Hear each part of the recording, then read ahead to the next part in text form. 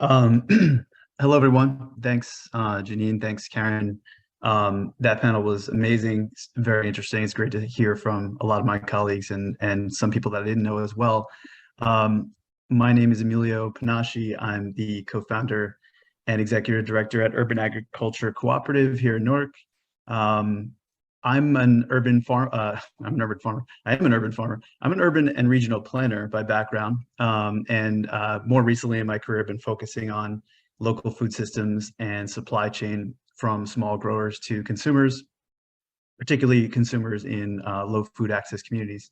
And I guess for this panel, I'm sort of putting my hat on as when I was doing more on the production side. So at first starting out as a small urban grower myself about 10 years ago, and now also as a consultant to other urban farm projects, including ones at schools here in Newark.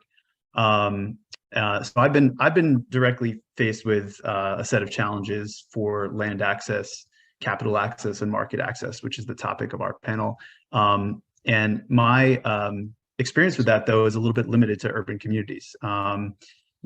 Clearly in communities like Newark and basically all of the New Jersey, North Jersey, New York City kind of sprawl communities, we have a very high price of land, infrastructure, and labor for staffing your farm, and your farmers markets are really a challenge. But I'm really happy to have these panelists, and I'm going to introduce in just a moment, because today's conversation is going to expand a little bit more broadly, beyond urban farming, in particular focusing on land access across the state. We'll share some different perspectives from this panel about what challenges exist and what opportunities exist, and how we can really, I think, with a common goal of how do we create easier pathways for our community-focused farmers, those farmers that Janine spoke about in the intro, all the way back in the beginning of the symposium, to thrive, to keep viable, and to thrive, and to feed the communities and regions that they want to feed. And so let me take a moment and just introduce my friends for the discussion today, starting with Meredith Taylor, Senior Program Administrator at Department of Human Ecology within the School of Environmental and Biological Sciences at Rutgers. In this role, she coordinates also the New Brunswick Community Farmers Market, organic community gardens, and conducts research in the areas of urban agriculture, food systems, public health. We've been I've been pleased to be part of Meredith's research actively going on this year to better define urban agriculture and to make recommendations around that. So you'll hear from Meredith on some of those topics. Eric Derby joins us from the Foodshed Alliance. Eric is uniquely suited to understand the challenges of farmers from a small business perspective. Started a community coffee house and eatery called the Grist Mill Cafe back in 2002, which had a mission of providing organic, locally grown food.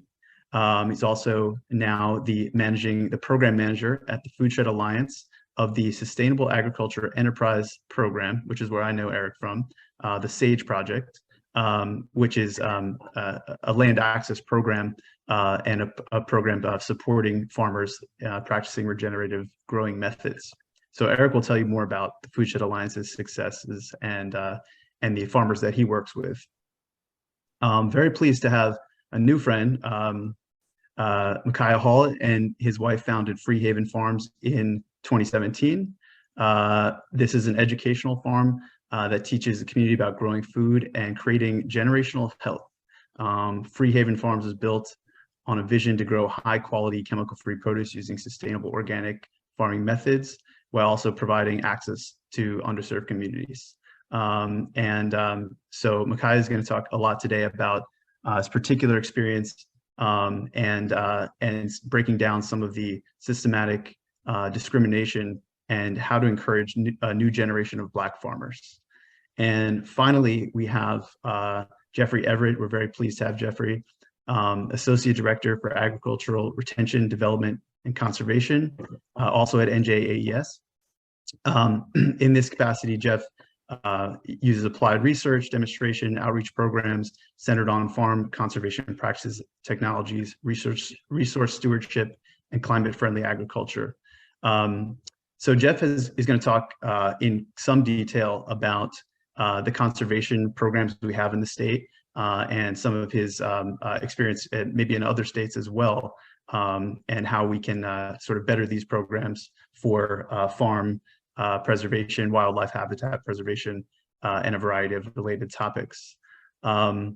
So that's a little bit about the panelists. They can obviously add to their bios. Sorry if I didn't do everybody full justice, but I want to keep us moving today.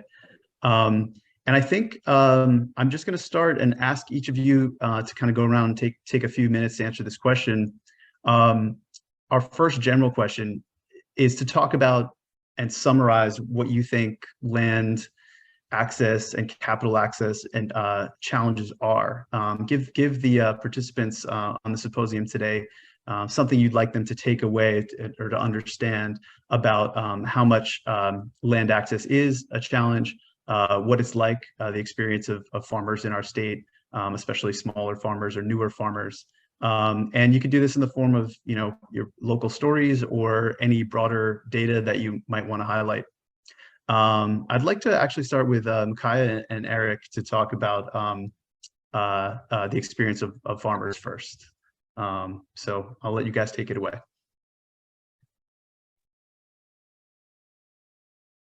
And Michaiah, I think you're on mute.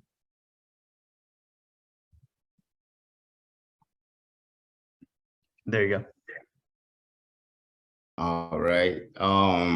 I don't know, Eric, if you want to get started, that's cool. If you want me to start, it's cool either way. Oh, Micah, you can go first. That's fine. All right, right on. So, yeah, about land access, it's definitely, a challenge. It depends on what your situation is. And the thing is, I can only speak from my experience and from the experience of those around me, right? So in my community and in my experiences, I was trying to, when we first had the idea that we wanted to have some land to grow some food, right? Obviously the first problem came finances, economics. How do we afford to do this?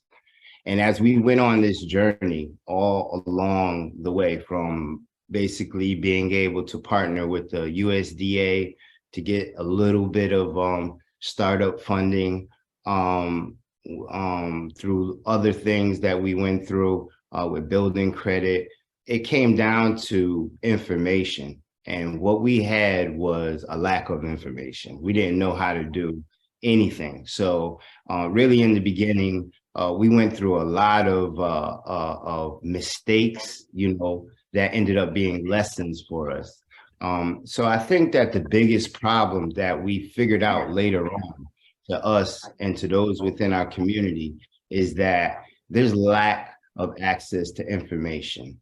That is a serious problem. And not just lack of access to information, but actual execution of that information, being able to implement that information. We say, you've heard the expression before, knowledge is power. Well, we took it a step further and we said knowledge is empowering when applied. So it's like you could have the information and just be knowledgeable, which is the first step, but you have to be able to apply it. And so I think that is the greatest challenge for a lot of people in my community, is being able to have some level of financial literacy and access to information that will put them in a position to be able to access land. Eric, can you piggyback on that and give us some of the experience that you've had with SAGE program and some of the farmers that you've worked with? Yeah, thank you. So just to give a little bit of background about the Foodshed Alliance SAGE program, we operate on 3 separate properties, 2 that we lease and then sublease to farmers, and then 1 that we own and we have leases directly with farmers. So we've created long-term leases for these agricultural businesses. And we noticed that the problem that we saw was, land access was, of course, the biggest issue that we saw. But then peeling back the layers,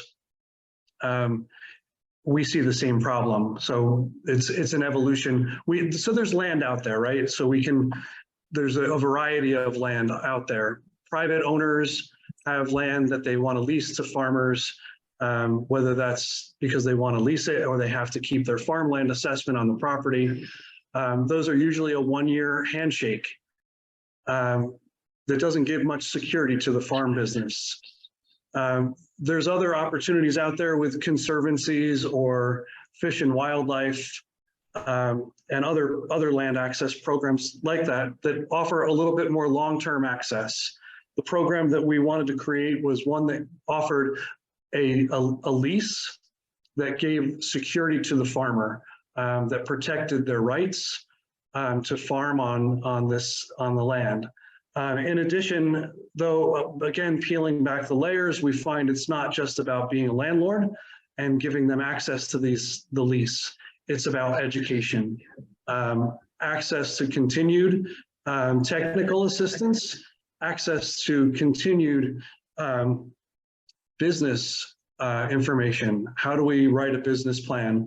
How do we understand the per acre yield of a crop? We know that we are good at growing this.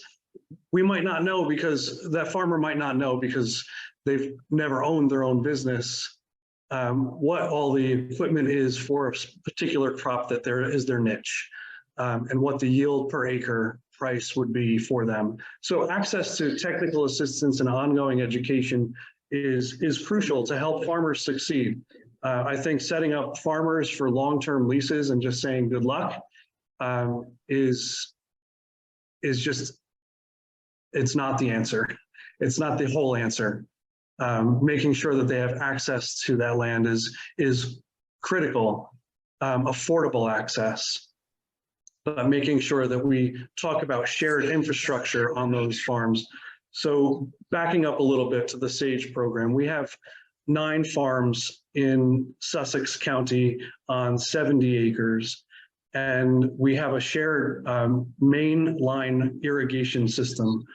We're working out other things like shared equipment. So some of the farms range from an acre to 23 acres. And some of the farmers that are smaller, the 1 to 5 acres, they're challenged with having the affordable access to equipment. So they're constantly renting equipment or asking a neighbor to borrow that equipment. And often those farmers that have the 20 acres, they might have the equipment, but don't want to loan it out. And then you're asking a favor, right? So they're willing to come over once in a while to help out getting the land prepped, but then it's wear and tear on their machinery plus their time. So I think that as a nonprofit, we're uniquely positioned to help the agricultural community with developing those systems, that education that's ongoing to the land access piece. Thanks, Eric. Before we move on to Meredith and Jeffrey, there's a question in the chat, and I think it's kind of more directed at Michaiah, but what kind of, you mentioned information that you might have wanted in the beginning when you started Freehaven Farm. Can you give us an example of some kind of information that would have been helpful? Was it in regards to, the least expensive ways to rent land, or was it in regards to getting startup capital, or just give us some more specifics on that, if you don't mind. Yeah, what I was speaking about was financial literacy. So financial literacy is all of those things, and I think that when we're thinking about this subject, like Eric just spoke about, we're thinking about it in a sustainable way, and being solution driven. So it's like I said, I'm speaking kind of about once we got things going, looking back in retrospect, it's like, man, where we were at points where we were about to give up, and setting up our farm, we realized that we made some serious mistakes. We made some bad decisions, but it wasn't bad decisions because we were not, it was just because we were uninformed. And so being able to make informed decisions is one of the most crucial things. And when we're talking about financial literacy, it goes from everything. I'm talking about farmers need to be able to understand a lot of times how to just have a decent credit to be able to do certain things. Understanding how to set up a business plan. Understanding how to get capital, how to set up an account, a business account separate from your personal, and maybe work with an accountant. Certain things that later on, I think you realize and you start to situate yourself for. But at the onset, if you know these things, then you could approach things a certain way. But I think that financial literacy, not just for farmers, on the whole, is something that's lacking in our society. I mean, in school, you don't learn about money. In college, you could get a degree, but nobody really teaches you, anything about stocks or how to make good investments and how to access capital or get. And so these are crucial things to any business, right, to be able to sustain. And when you look at the farm business, that can really have a huge overhead. If you don't have an understanding, then I think that you're setting yourself up for failure. So looking at giving people education on money, right, at the onset is one way to be able to take care of a lot of the financial stress that farmers face down the road. Thank you so much. And you're reminding me of my first few years of urban farming and not putting enough preparation and time into thinking about those things myself. So it strikes true on every scale and every level. Jeffrey and Meredith, can you speak to this issue a little bit about just kind of summarizing some of the challenges you see, maybe from a little bit of a wider lens, or what you're seeing in your research or through your interaction with state programs? Jeff, you want to go first? You go ahead. Okay. Thanks everyone for asking me to present on the panel today. There are quite a few people that are sort of on the panel here, and then also part of the sort of attendees list that I see that are part of the stakeholder group that I've been working with for the last year on a research project that's funded by the Secretary of Agriculture here, NJDA. I see Secretary Fisher's also on this webinar. So I have to, obviously show great appreciation for their support of the work that I'm doing here at Rutgers. So specifically around land access, the survey that we sent out to urban growers or people who identified as growers across the state sort of very much mirror what you've heard from the panelists. And that is, the cost of land everywhere in New Jersey is expensive. Ag land everywhere here is so much more than ag land in other places. So the urbanization or suburbanization of communities only escalates that value even higher. So obviously folks who are growing, the majority of folks that responded to these surveys and the data that I've looked at are farming and growing food on land that is already part of vacant land stabilization programs, also called Adopt a Lot, that are run out of many of our larger metro cities. Others are fortunate enough to be on land that is already preserved in some way. They're part of a community garden, or they're farming at a park that has already been saved with open space money so that their spot in that location is relatively secure. And then there's a sort of collection of other folks that have these sort of verbal agreements, handshake deals with owners of land. And so, a lot of that is relationship driven. If the development pressure is not high, they feel secure that they can maybe stay and continue to grow in those places. But in communities where you see a lot of vacant land now being developed into housing and malls and parking lots or whatever, those spaces have become extremely valuable. And now whatever folks have started is becoming much more precarious. There's you know, not the same level of security. So access to land is an ongoing struggle for anyone sort of entering farming, regardless of whether they're coming in an urban community or suburban or rural. If you're not already born into a farming family, you marry into a farming family or inherit a lot of money, it's extremely difficult to buy land in New Jersey. So Michaiah's point about access to capital, that was something also that was specifically asked about, you know, for on the survey, for folks to identify their challenges and access to resources, and those were money and human resources, was also identified as a significant barrier to them, you know, expanding what they're doing. There are a lot of folks that are working on really successful projects. They're very engaged with community. They're growing great food. And their ability to scale what they're doing is in many cases limited by either the plot that they're on and then the lack of availability of other plots, or it just the sheer sort of time and energy it takes, particularly if you're in an urban area and you need a lot of soil testing. And then if you need remediation of any kind, there's a lot of fundraising that has to go into that. No one's sort of putting their own money into these plots of land unless they own them. And there are very few urban growers who've been able to actually go and acquire their land off of an adopt-a-lot list and buy it outright. And so that is one of the best ways, I guess, to be able to ensure that you have land tenure, and that is to acquire your land and own it. And there are a lot of folks that have talked about, and we had a focus group here back at Rutgers with the stakeholders in March.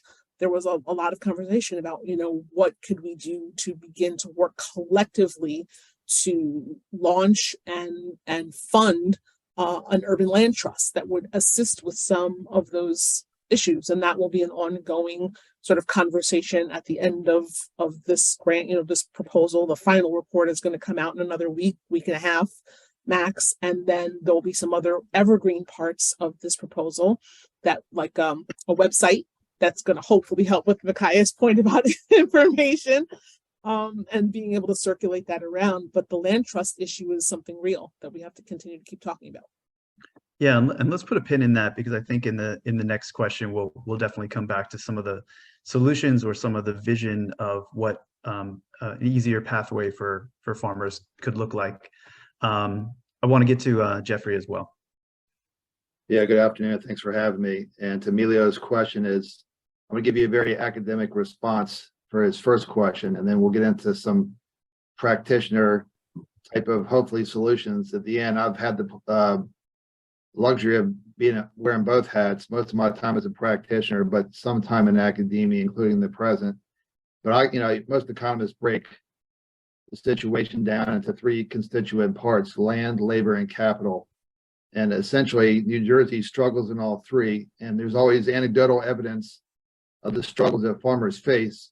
And particularly if established farmers who've been around struggle, you can imagine how young beginning, historically underrepresented farmers struggle if folks have been doing this for 40, 50 years are struggling. So anyway, I try to substantiate that anecdotal evidence before this panel. So here are some, unfortunately, sombering facts. So on the land side, we're number one in the country for cropland value per acre, number one. Second, in farm property taxes paid per acre. So if you can scrape together cash to buy a farm, you got to keep it. And some of that deal, farmland assessment, it's in all 50 states, but not all farmland assessment is created equally. And certainly that's becoming a problem is, you make some improvements, barns, hoop houses, what have you, and then the property taxes become a problem. On the labor side, we're second of all 50 states in total farm payroll per acre. And I break it down on per acre basis because otherwise California is going to dominate every category. So, okay, great. We bought a farm, so how we can pay the taxes? How are we going to plant, care for and harvest our crop if labor costs are through the roof? Also, what concerns me is the future. We're ranked dead last in percent of farmers that are young and beginning. That's a problem. That's a concern. What's the next generation going to look like? And lastly, on the capital side, we're ranked #1 in the country in machinery and equipment cost per acre. That's sombering. Okay, great. I bought my land. I got my taxes covered. I got my payroll covered. Okay, now how am I going to afford whatever equipment I need? So these are problems I think government definitely needs to solve. And I think it should be on the state side because a lot of the farm bill things are beyond our control. Fortunately, we do have state support, which hopefully we can get into in the second part of this panel. But lastly, okay, great. Somehow I got my machinery covered. I got some good deals out in Lancaster County at some farm auctions. What about the deer? The deer statistics are again sombering, 100, 200 per square mile when the carrying capacity is 10 to 15. You're eating about 25% of your crop. And then deer fencing is about, I did the calculations with current figures before I got on, but to fence an acre of land, it's about $5,000 an acre. The average croplands, the mean cropland size of New Jersey farms is about 47 acres. So that's $200,000 to fence your cropland.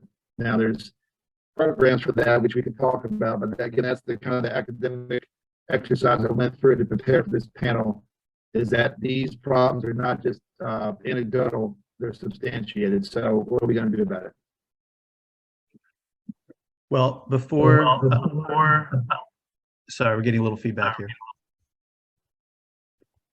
Before Jeff's statistics make us all want to throw up our hands and not have any farms in the state of New Jersey, I think, but thank you for that. I think that was that's the reality, and it's the reality, it seems like, across urban and suburban and rural communities. And yet, I think everyone on this panel, and I believe most folks in this symposium, understand the importance of keeping a vibrant local agricultural sector, for many of the reasons that we heard about in the first panel as well, because we have such food access needs, we have such health concerns, and we have to keep our food system local for all kinds of fossil fuel and climate change reasons. Much less it could be a sector of and is a sector of great employment and workforce development for folks. So with that in mind, I would turn to, for this kind of second half of this panel, we have some very sobering challenges. We've got one of the most expensive states to do business in as a farmer. But we have this kind of mission and this need to have more farmers, right? And to make sure that our state, in fact, gets back to being more of a garden state, right, in the next generation. So, like we've talked about, the informational gaps, the specific things that a farmer faces. We've talked a little bit about this kind of holistic approach. We heard from Eric that one issue kind of bleeds into another for farmers, and you have to care for the whole farmer in addition to just providing land. And I think we heard about a lot of the challenges, both policy and monetary challenges as well. But let's talk about some things that are working. Let's talk about also your vision for what it would look like if New Jersey became, let's say, one of those states that's known for successful local food system and local farming, built on local farmers that are, growing and selling their food in the state. Like, maybe you can take a few minutes and describe your vision. And I think with each of you, you have a unique perspective on this. And when you describe your vision, it'll help the attendees today to understand the successes that you're having as well. I'm going to go back to Meredith on this first, and maybe Meredith, maybe you can also clarify a little bit the work that you've done, and give us the name of the report again, so everybody can follow along. Oh, sure. It is called Urban Agriculture Strategies for the State of New Jersey. It's long. It's because it's an academic thing. The report that frames garden state challenges and opportunities. So, perfect. Part of, I think, addressing your vision question is, when folks read the report, they'll see some of this we take up in the recommendation section of the report. So, the recommendations kind of come in buckets, and not all of the various stakeholders who participated in this work over the last year are actively engaged in every bucket. So there will be recommendations that, we have for the Secretary of Agriculture and things that can be done at the state level to, assist and facilitate urban growers who are trying to scale up and do more commercial agriculture. And obviously Michaiah has spoken briefly about some of the challenges of folks who are stepping into this for the first time. They don't have lots and lots of generational knowledge they bring with them into their new farms. So to the extent that there are opportunities to extend more training, more technical assistance, more preparedness around business planning and financing and sort of how to structure a farm business, all of that I think would be super helpful in terms of preparation.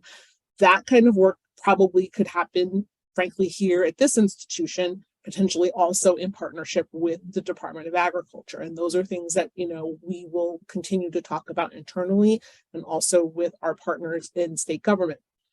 There are buckets of things that folks in the community are going to have to organize and work on collectively. And one of those things is how to stand up a structure that we could cooperatively and collaboratively oversee and capitalize to claw back some of this land that's in our own communities and own it, so that we have some real control over what happens to land in our communities.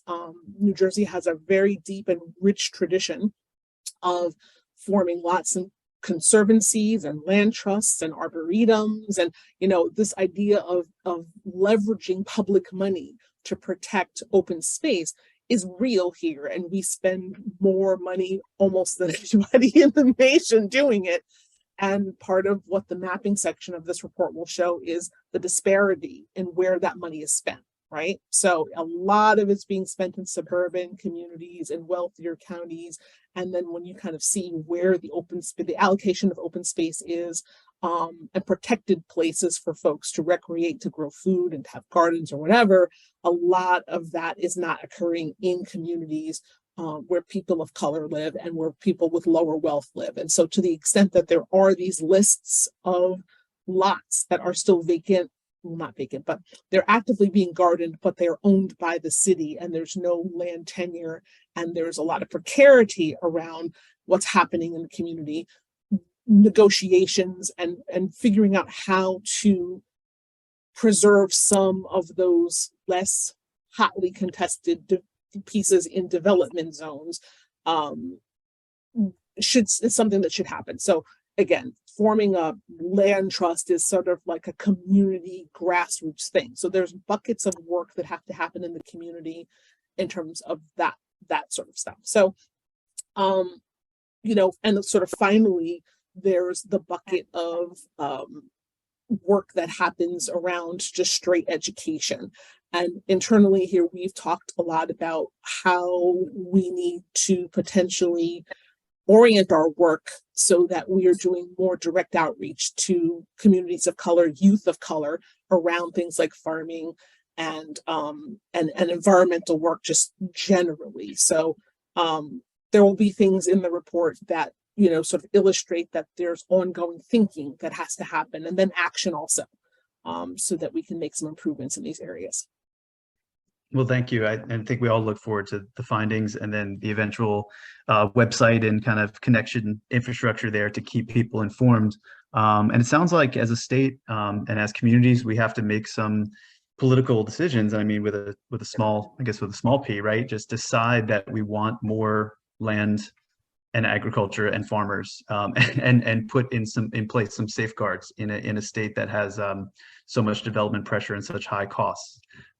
Jeff, do you want to speak to that and maybe also mention some experience in some other states that might be influential here?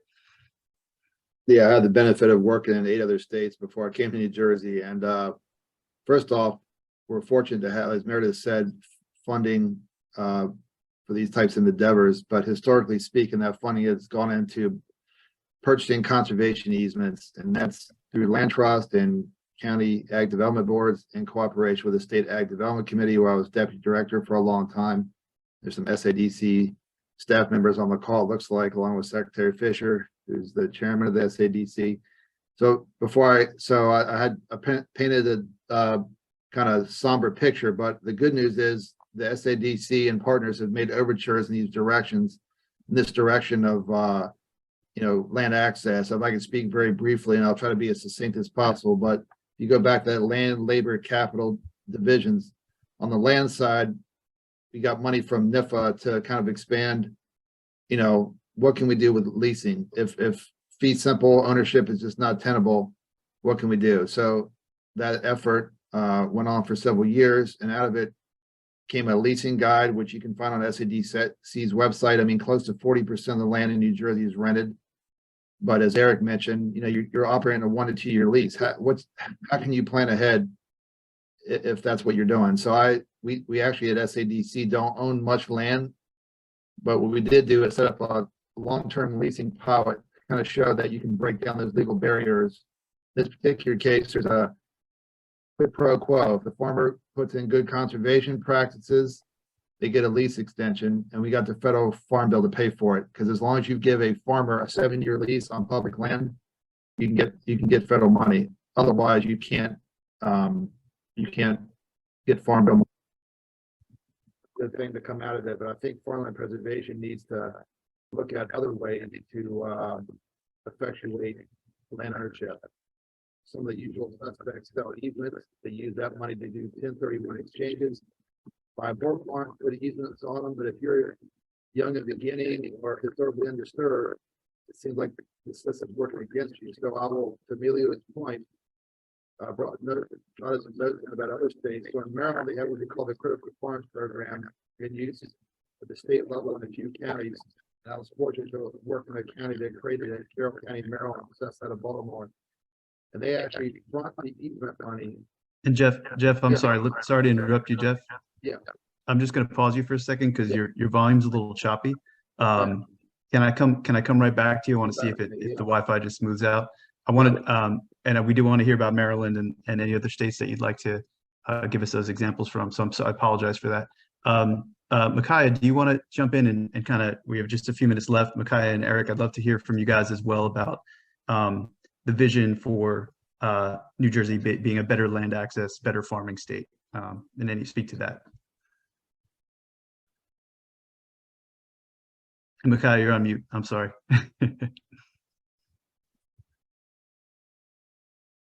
No, I'm just playing. Seriously, what we've done at Freehaven Farms, man, we just try to be solution driven. Like, we don't really complain. Like, complaining hasn't gotten me too far in life. We just really focus up on finding solutions. And it's always about doing the best you can with the resources that you have at that time. You know what I'm saying? And then scale up from there. I mean, we think globally and we act locally. So what we've done to try to make a sustainable, right, food system within our own demographic, within our own location, our own geography, right, is to first understand what we feel is broken about the food system. One, and for us, is someone talking the same? And for one, right, it's the fact that we have to be able to what was I about to say? Oh yeah, looking at what's broken within the food system. So one is, like I said, education, and two is access to education, right? So what we've done at Freehaven Farms is try to address that by creating an educational farm, where we create a system where people improve their relationship with food, and we address all areas of the food system, from the farmers. So we're farmers as well as educators. The programs that we run are in schools and as well as our farm. We've turned that into an educational site where we do summer camps and we do workshops. We do a lot of things like that, where we're able to educate people, not just about food, but about the benefits of eating healthy. We found I used to run a farm in West Philly for about 7 years, an urban farm, great urban farm, Mill Creek Farm, ran that for about 7 years. I was co-director of this farm, grew like 7,000 pounds of food. Used to have a farmer's market right on the block, 52nd and Haverford, and serve a lot of people, FMNP checks, SNAP cards, the whole nine. But what people were coming to the farmers market and doing was asking me a lot of questions about health, about what is that? Bok choy, how do you even cook that? What's the benefit? What should I be eating for my diabetes? How do I start my own garden? If I want to have a farm like you, Kai, how do I start a farm? And so we spent a lot of time giving people information on all those things. And so that's what really turned us into having Freehaven Educational Fund, because we realized there was really a hunger for education. And in my community, people don't have access to the information is there, but access to it, that's a different thing. And then being able to assimilate the information. So sometimes there's these cultural barriers where those that are giving the instruction want to be able to connect with those in the communities that they're giving the instruction to. And that creates a greater ability to learn the information that's given, right? And so we filled that gap. And then also understanding, like, listen, there's a lot of great efforts for food, right? In terms of having farmers markets and addressing so-called food deserts by putting the farmers markets, you know what I'm saying? But the reality of it is that, in a lot of situations in our community, people don't have time to get to the food farmers market. People don't have time to get to the pantry, to the food pantry, because you got, 2-3 jobs, you got kids you're taking care of. You don't have a car, you have public transportation, things close at a specific time. There's only so many hours in the day. And that was our reality, because we have 3 children, as well as a business, as well as the farm, as well as these other things that we do. So we understand those struggles because we live them. And the solutions that we've been able to create is by creating systems, right? Systems that work. One of the systems that we created was the fresh box system. So this is better than a CSA. And the Harvest Direct fresh box system is where we're harvesting directly from the farm and getting it right to the people that order it. Like, no middleman. We created a transportation system because we realized people can't get to where they're trying to go. And the works of George Washington Carver, he brought the education right to people's door. You don't know how to fix nitrogen in the soil? I got you. You don't even know how to read? I got you. I'm going to make a program with pictures so you could understand, and I'm going to disseminate the information. So lots of times we're talking about, we want people to learn, but it's not realistic in terms of our approach to getting them the information. So we work from K to 12 to the university level and beyond. Right now, we're working with WB Saul, an agricultural high school that's in Philadelphia. We're working with universities from Rutgers. We work with Westchester. We work right now with Rowan, we also work with, schools after school programs, because yes, we do want to work with adults, but we want to start these youth right now to understanding how food grows. At Freehaven Farms, we're not just growing food, we're growing growers, because we realize that, yes, there is a lack of farmers, young farmers and Black farmers. And so we're all 3 of those things. And so that's what we're doing when we're approaching this, is not just by talking about it, but actually showing people. We found that one of the best ways to teach people is actually lead by example, because what people will do is what you do more than what you say, especially children. So we're doing the work, we're showing a certain level of how we've been able to fix it. And what we found is that we've built an ecosystem that's working. So the people right now on Instagram, for instance, we have about 115,000 followers, right? And this week alone, I've had interaction with about 500,000 people, right? Where we're educating them not just about food, okay, but about health. Because we gotta be solution driven. So, first of all, I don't want people to have to use SNAP and Access and FMNP. The reason why people have to use that is because they don't have the money for it. So they have to get education about economics, how to save money, build money, because now you're not dependent on that. Now that's taking preventative measures. Not just that, but people have the ability and want to actually grow food. You know how many people want to have a garden, but they don't know how. They don't have access to so we put and there's a lot of things in place to actually do this. But once we start to look at it and we give people the access and the information and the resources to have a little garden, right? Yeah. Grow a little food. That builds the connection and also gives people the opportunity to fix themselves. right? More than in more than one way.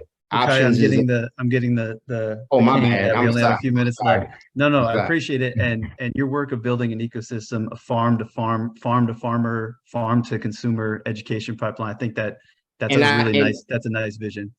And we partnered just recently with another restaurant in Cherry Hill, Norman's Restaurant. So with that, what we're doing is we're creating a farm to table situation, because there's a lot of restaurants here in New Jersey that get all their food imported. There's a lot of farmers right now in New Jersey that very easily need to connect with restaurants that are here in New Jersey. And so anyways, it's just about connecting the dots, but we're actually doing it. So anyone that wants to connect with us, we're here.